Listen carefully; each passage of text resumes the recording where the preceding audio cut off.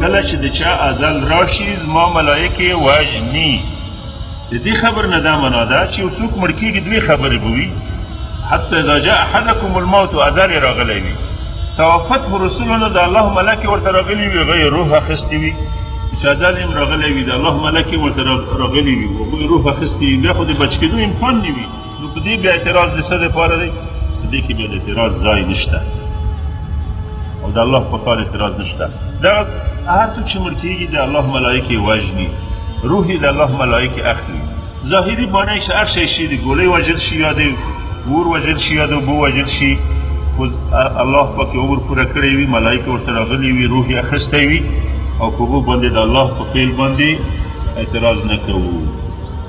لوړه مرحله د ایمان ده چې سړی دې مرحلې ته ورسېږي چې الرضاء على قضاء الله، چې د الله په قضا باندې سړی راضي شي.